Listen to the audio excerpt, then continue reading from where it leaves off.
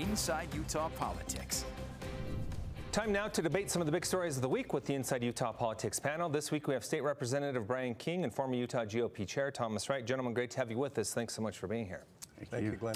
Let's get right to one of the big stories of the week. That was President Biden officially announcing he's running for a second term. I want to set this up with a poll from the Associated Press. In that poll, it finds 26% of Americans say the president should run for re-election. Then when you break it down to his own party, the Democratic Party, less than half, 47% saying he should run for re-election. Representative, let's start with you. Is that the kind of momentum you want rolling in to a campaign? Well, certainly not in the sense that you want to have better numbers than that. But the reality is that that's a reflection of people's concerns about Joe Biden's age. This is the first time we've had a president, sitting president, much less one that's running for re-election, who's over 80, who is 80 or older. By the time the election rolls around, he'll be nearing his 81st birthday. And that's a concern for people. But the thing that Joe Biden says is, don't compare me to the almighty, compare me to the alternative. And that's something that's a real strength for him, because the alternative, it looks like right now, is going to be the former president, Donald Trump. And that is an individual who carries, of course, a lot of baggage. We will dig into that a little bit more, but Thomas, first I want to get your thoughts on this poll from the AP. Do you see that mainly as an issue of age? I don't. I think age is a state of mind. I know 30-year-olds that act like 90-year-olds, and I know 80-year-olds that act like 20-year-olds. I think it's totally a state of mind. Joe Biden's presidency has been a disaster. And look at the inflation we have. It started with his withdrawal from Afghanistan with no warning. We have millions of people pouring over the borders. Our American cities are a mess. We have a fentanyl crisis in our country that's affecting every single family, it seems like. The economy is at an all-time low. People aren't saving. They're living paycheck to paycheck. Even his own Treasury Secretary admitted that his excessive spending caused this inflation. We all know presidential politics is 100% about the economy, and it could not be worse for Joe Biden, which is why even his own party doesn't support him, and they're mostly encouraging him not to run. There isn't anybody that Joe Biden can beat at this point. The election's still a long way away, but doesn't look good for President Biden at this juncture. Representative, weigh in on that, because voters in the presidential election do often say it is the economy that is their number one concern. So how do you see all this playing out in response to what Thomas just said? Well, the unemployment rate is at all-time lows. More people are working than have ever worked in this country's history. The inflation rate has come down in the last 18 months dramatically. And we're seeing action that is going to, I think, continue to improve people's lives. You've got legislation that the Biden administration supported, passed through Congress in the first 2 years of his administration, that dramatically lowers health care costs. It dramatically lowers spending in a way that I think people who are concerned about deficit spending should be pleased with. There are some remarkable things that he's accomplished and his administration has accomplished. And the reality is, you're going to see people continue to support Joe Biden. It's just not true that Democrats don't want him to run, because there is no good alternative. If people were within the Democratic Party were unhappy with Joe Biden, you'd see real Democrats standing up to challenge him, and that's just not happening. And in fact, what we've got here is, in all likelihood, a rerun of the 2020 election, and I just don't think that people are going to feel more comfortable with Donald Trump than they do with Joe Biden. Thomas, assess the Republican side at this point. There are a few that are officially in and others that are presumed to jump in, but do you see ultimately Republicans going with the former president? It'll be interesting to see. I mean, we're just getting started in this. There's a long way to go. There'll be debates. There'll be state caucuses. There'll be primaries. It's so early to predict, even for the president, right? Like right now, if the election were being held, President Biden is in trouble. We all know he will not be reelected. But the Republicans have so far to go. But to Representative King's point a minute ago, yeah, unemployment is low, but Americans are getting crushed. 60% of Americans are living paycheck to paycheck. And their spending power is a lot less. Auto defaults on auto loans was at an all-time high since 2009 in January, according to Cox Automotive report. People are struggling. They can't afford housing. The grocery bills are higher. Their pocketbooks are being hit hard. Nobody believes that this is a great economy.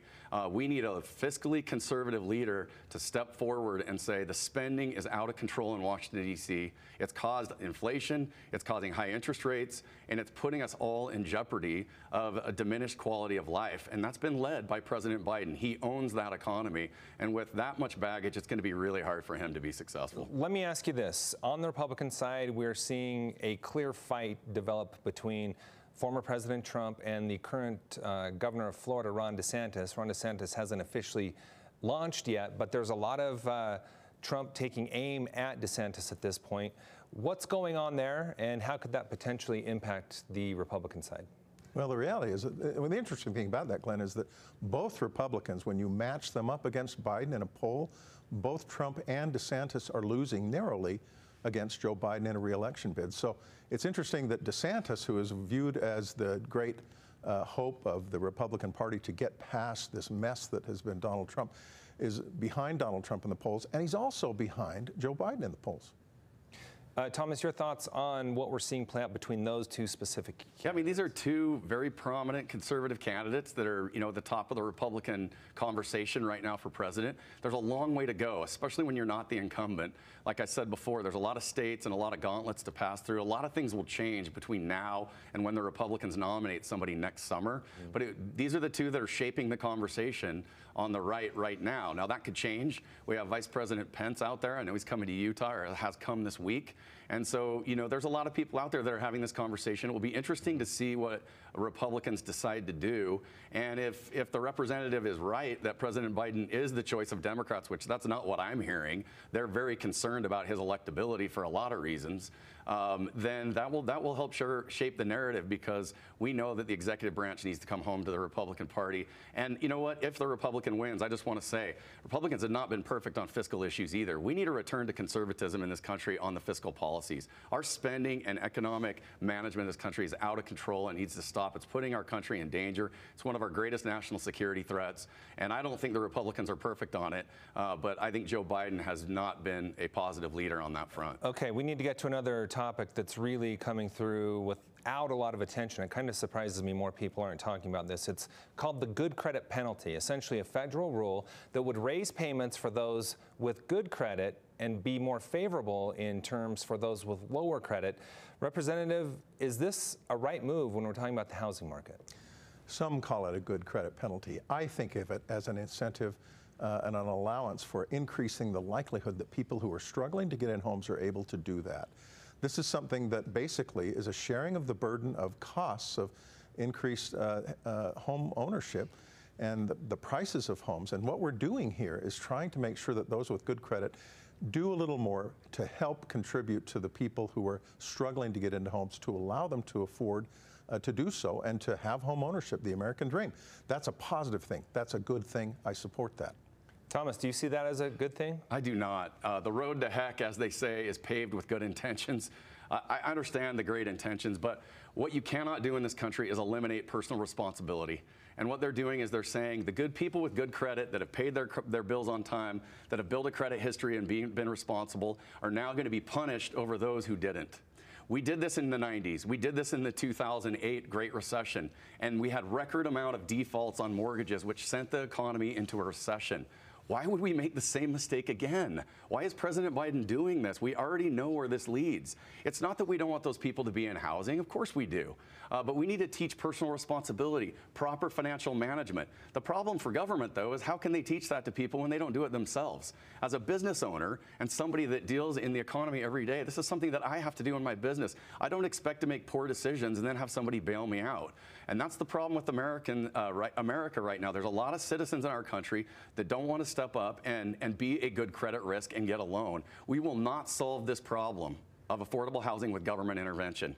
There is a proper role of government in all things. This is an overstep by the president. It's a poor policy decision, and it will have more dramatic consequences on the economy, like all his other poor economic decisions as president. Representative, address what Thomas brought up there, in that when you help those with lower credit get into a home, it leads to potential default a few years down the road. Well, look, you've got to have good, responsible policies in terms of figuring out who can afford to live in a home and who can't. We don't want to be putting people who can't make the mortgage payments into a home. But what we do see in the last few years is this widening gap between the haves and the have-nots.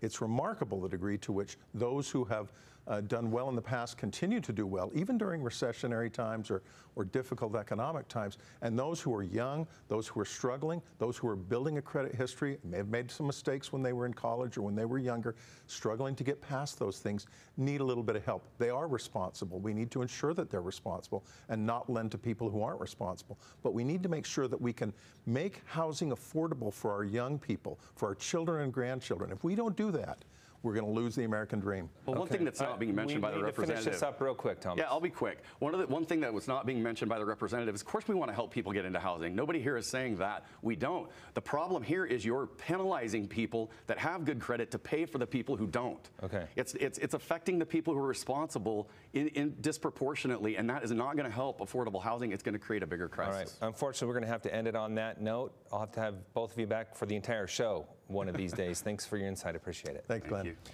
Stay with us. We'll be right back with more Inside Utah Politics right after the break.